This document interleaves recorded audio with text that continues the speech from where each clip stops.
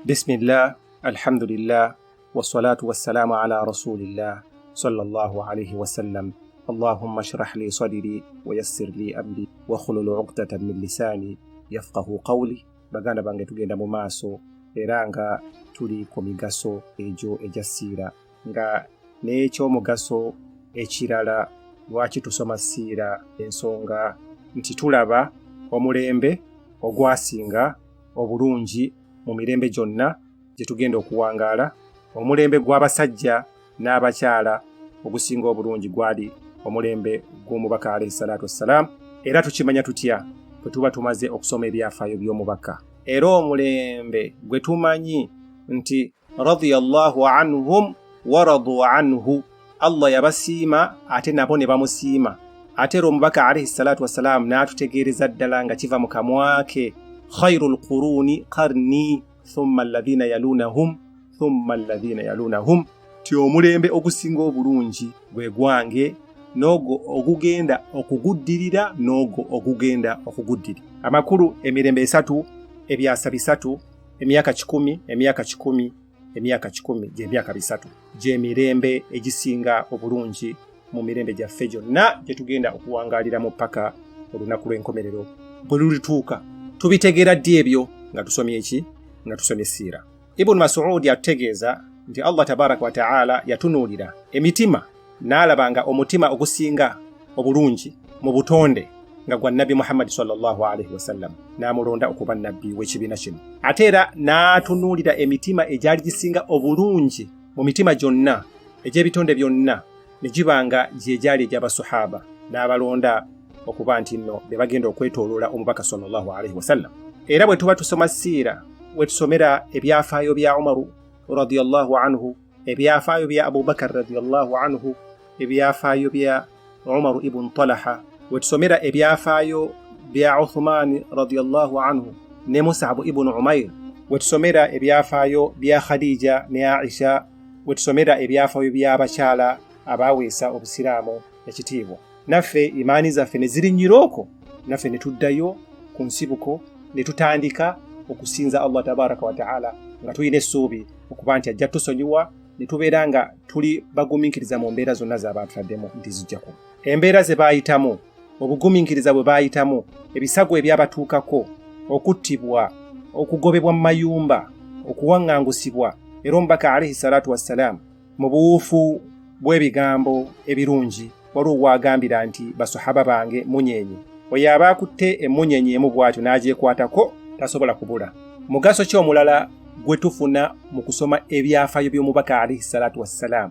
Kwe kusoma ebyafaayo ne tubitegeera bulungi, ne tusobola okuba nti tuzibikira, ne tuteekawo ensalosalo, ne tukugira, ne tububa, aye ne tukomera oyo yenna ayagala okujja alombe omubaka sallallahu alayhi wasallam. Tukimanyi bulungi nti abantu bangi, ebiyinja bingi nnyo eby'enjawulo byagadde okulumba omubaka alayhi salatu wassalam, nga byagala okumwonoona embeera ze, okumwonoona empisa ze, bimwonoone ekyo kye yajja nakyo. Bwe tusoma ebyafaayo by'omubaka alayhi salatu wassalam, tumanya nti kino kyali kituufu, kino kyali kikyamu, ne tusobola okwanukula ebibuuzo ebyabo bonna ababa bireese ne tubyanukula bulungi ne babitegeera. Abamu ne bamuyita sahirun kadhaabu, mulimba, ifkun muftara, buno obulimba obw'enkukunala, ono omusajja mulalu, ono omusajja mufuusa, ono omusajja atontoma butontomi, byayogera bitontome, kubanga tewali musajja asobola kunnyonnyola ngeri ki Qur'ani gye yajja. Omulunzi w'embuzi n'endiga, asiiba mu kiraalo, abeera mu kiraalo, tamanyi kuwandiika, tamanyi kusoma. Qur'ani yagijjawa? Qur'ani yagijjawa n'abeera nga yagisoma, n'abeera nga yagisomesa abantu, ne bagisoma, ne bagisomesa abo abagisoma, ne bagisomesa abalala, okutuusiza ddala ggulu yakutuukako, n'ebeera nga tekyusibwangamu wadde okwongerwamu ekigambo. Era awo Abakuraishi baalina okuleeta ekintu kyonna ekibuzaabuza, tyawo ono omusajja mulogo, ono omusajja mufuusa. Kati ebyo byonna bye bakasukira obusiraamu olwaleero tebyakatandika, byatandika dda nga bitandika ne baani? N'Abakuraishi abaali ku mulembe gw'omubaka alayhi salatu wassalam. Era kye tuyita propaganda oba kale ebibuzaabuza byonna tebyakatandika, byatandika dda era omubaka sallallahu alaihi wasallam ekyo kyonna kye bamuwaayiriza nti yakikola nga teyakikola kiki ekimudifendinga era kiki ekizaayo embeera ezo zonna Qur'an. Allah tabaraka wa ta'ala yasalawo okuprotectinga era okuuma omubaka alaihi salatu wassalam. Omubaka nekitegeeza nti ali mu bukuumi bwa Allah tabaraka wa ta'ala, n'oyo yenna anaaba yeekutte ku mubaka bye bamuwaayiriza nga teyabikola. Olwaleero tulina kudda ku siira, tulina kudda ku byafaayo by'omubaka alaihi salatu wassalam, ne tulyoka tumanya eby'omunda, ne tusobola okukomawo ne twanukula ebibuuzo byonna. Bameka abagamba nti omubaka sallallahu alaihi wasallam nti yali ayagala nnyo okuyiwa omusaayi? Abalala ne bagamba nti astaghfirullah, yali mwenzi. Astaghfirullah, astaghfirullah, astaghfirullah. Era bw'oba oyagala kutaasa nnabbi wo ku ebyo byonna bye bamwogerako nga si bituufu, osobola otya okumwogerako nga toyina ky'omumanyiiko, nga tomusomye? Kyova olaba nga basahaba b'omubaka alaihi salatu wassalam ng'omubaka amaze okufa, n'abo abaamudira mu bigere, n'abo abaabaddira mu bigere, n'abaddira mu baabaddira mu bigere, n'abo abaabaddira mu baabaddira mu bigere, baali basomesa ebyafaayo by'omubaka nga babigatta ku subjects eza bulijjo mu buli ssomero. Lwaki?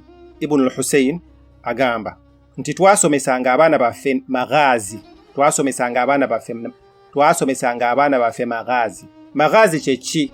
Baali ekiseera ekyo siira ebyafaayo by'omubaka babiyita maghazi. Agamba nti twali tubasomesa maghazi nga bwe tubasomesa Qur'ani. Ali ibn al-Husayn bw'ati bw'agamba nti Qur'ani eyina kgenda na byafaayo bya mubaka. Abaana baffe tubasomera emboozi ezibakwasa otulo, bedtime stories, mu kifo ky'obbasomera ebyafaayo by'omubaka sallallahu alaihi wasallam.